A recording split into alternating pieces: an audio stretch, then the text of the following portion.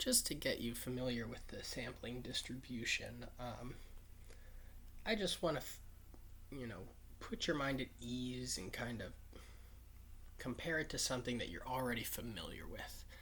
Because we're going to go a little farther, and it's just important to remember where it's being drawn from and that it really is no different than other distributions. So let's recall back to the uniform distribution, which, as you recall, may or may not recall,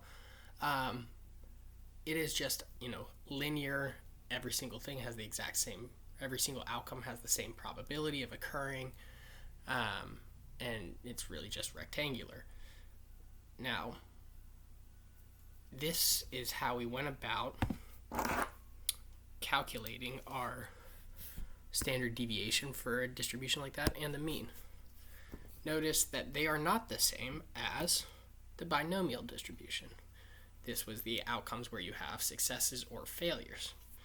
And here you had the mean calculated as such and the standard deviation calculated this way. So when it comes to the sampling distribution, we're going to do the same thing.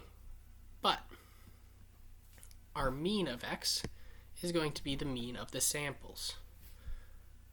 Our standard deviation is the standard deviation of the samples.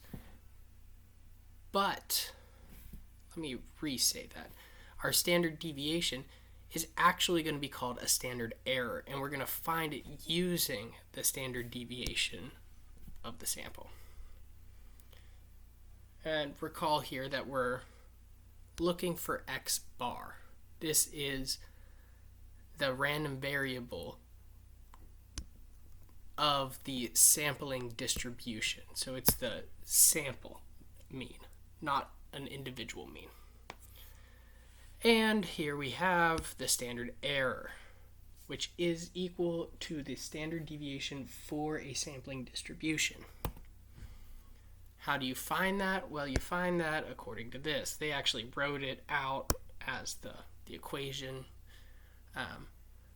And similarly, the z-score is found the same way, but instead of the standard deviation of a sample, we're using the standard deviation of the sample means, which is the standard error. The standard deviation of the sampling distribution. So really, it's the same exact formula. We're just using the standard deviation of the sampling distribution, which is the standard error. So if this was the binomial distribution, it would be the standard deviation of the binomial distribution in there, so on and so forth. Now, the law of large numbers, how does this kind of play in here? The law of large numbers says that if you take samples larger and larger size from any population, then the mean x bar of this sample tends to get closer and closer to mu.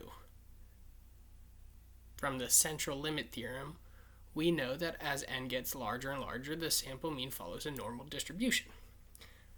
Same as before, as we're getting bigger numbers, we're getting more true to the value.